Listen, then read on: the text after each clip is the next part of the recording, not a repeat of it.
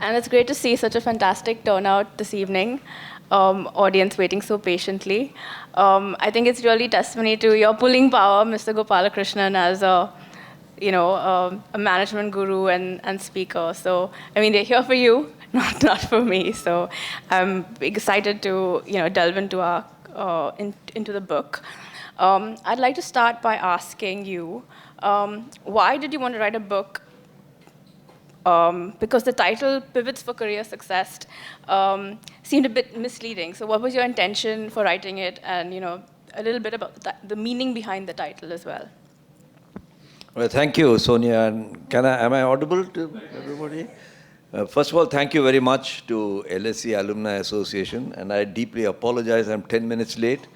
I didn't budget for 1 hour, 40 minutes from Cuff Parade to here. I mean, I thought I was going to come ahead and meet people. But anyway, why did we write this book and how did we choose the title?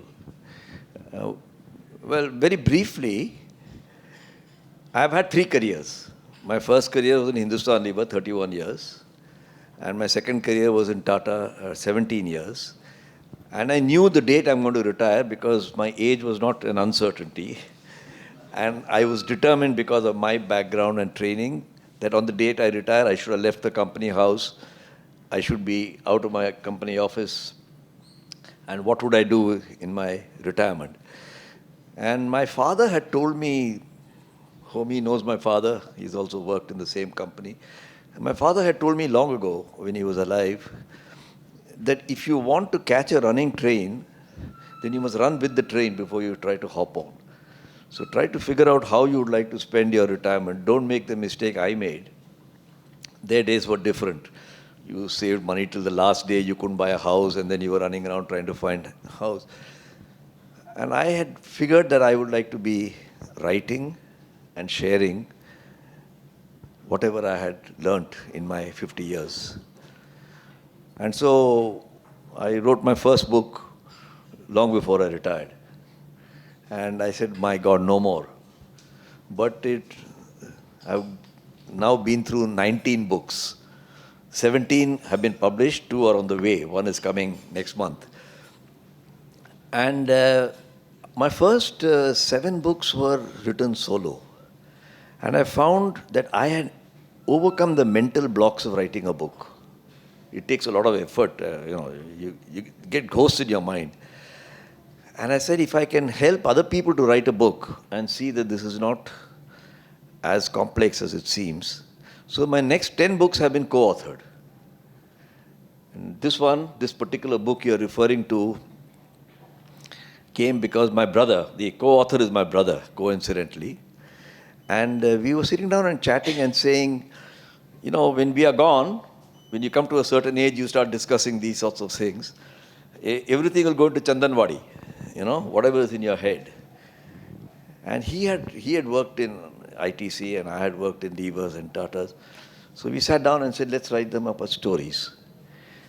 And the word pivot in your career success, these are not tips for people. You must work hard, you must serve your boss loyally, not that sort of stuff.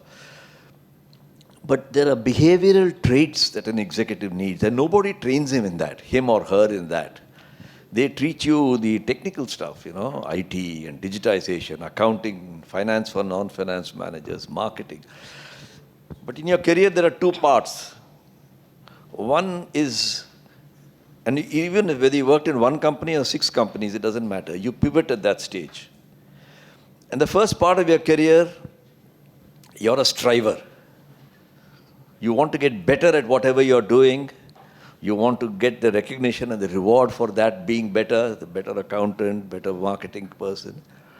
But there comes the second part, and they're not equal halves, when the striver's journey is over and you're in the giving stage. I call it you're in the gathering phase and then you're in a scattering phase. Most people don't want to accept a scattering phase. Somehow they want to keep gathering even when they are past 60, they want another job as a chief executive somewhere, which is fine. There may be some people require it. So the word pivot was swiveled around the fact that you move from a gathering phase to a scattering phase. So I really wanted to understand when that pivot really happened for you, and was there a single pivot that changed the trajectory of your professional life, or was there a series of pivots? Because looking back on like a 50-year career, did you have to pivot multiple times, or was there like a one big pivot that changed the trajectory? This pivot word has become very popular with the startup guys. Yeah. And what they mean is, I got it wrong, I'm now correcting it. And then they keep pivoting. Same thing happens in a career.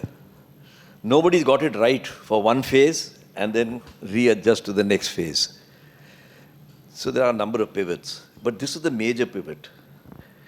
And the reason it's a major pivot, I think, is because I'm sure I'm talking for myself, but I suspect I talk for many others. You don't realize the moment when you ought to pivot. You pivot a bit later than you should. Because the moment of pivoting is one where the penny drops in your mind. And you say, I'm not getting better at it. Younger people are getting better than me. It's damn tough to accept it. And most people postpone it and postpone it. Some of them become pains in the you-know-what. And other people just can't adjust to it. They become... So, I think a career, like a life journey, has many pivots, but some are very major. And the pivot that I was referring to, or we were referring to in our book, is this pivot when you move from the gathering phase to the scattering phase. Okay. The pivot that you don't want to happen. Like a film star who doesn't want to accept that I must do daddy's roles or mummy's roles anymore. Like an executive who still wants to take decisions on a day-to-day basis and fails to mentor people. And so on and so forth. So that's my experience. Okay. So in many ways, pivoting is really about accepting change, identifying it, planning for it, preparing for it, managing it. So we often think of change in terms of what's happening around us, in terms of tech shifts or exciting new technologies. But really, when you come to a management position, as you say in the book, change is about people. And it's about getting people to contribute with new energy and new ideas. But when it comes to managing people, as you had to do in Unilever and then later on at Tata's, why is the people side of change so hard? And what are the essential human qualities or the human behaviors or the traits that you mentioned in your book? What kind of traits do leaders need to have today? You see, all the technical skills you require to do a management job can be taught. Human skills cannot be taught. Therefore, there's a lot of emphasis. You get your CGPA, you get class participation, I think they call it CP or something in IIM. You get a lot of marks for learning technical skills. You can get a gold medal for your engineering or accountancy or whatever you studied. And therefore, our left brain absorbs that, and we all emerge from our IITs, IIMs, accounting courses, left-brained, which means half-brained, because you're not using the other half, people.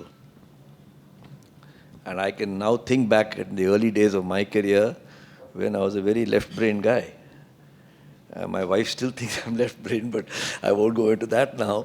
The right brain is the one that deals with emotions and people and deals with ambiguity. And you start to encounter those a little later in your career. Early in my career, I had to sell in Tamil Nadu XYZ tons of soap or shampoo. Then I tried to do the same thing in Maharashtra. You sold personal products one day, you sold dalda the other day. So you got experiences on technical level. If you're an accountant, you became an assistant accountant, you became a factory accountant, a financial controller, and so on. The people part has to be learned, it's not taught. When you learn something, it always takes more time than things that you're taught. I mean, I always say that music is taught, but at the end of the day, you're a musician if you learnt it. And that's the sort of thing about people skills. I'd like to touch upon individual reinvention, which is what pivoting is all about. Professionals across the world, across industries, across all levels. I'm sure some of us in this room have also faced these questions, grappling with the issue of relevance. On one hand, there's this delayering mania happening in companies, in the tech sector particularly, as they try to cut costs, cut layers, increase agility. And then there's this deepening generational divide on attitudes to work as people reevaluate their priorities. And 1 in 3 professional jobs are at risk of replacement by AI, according to Goldman Sachs.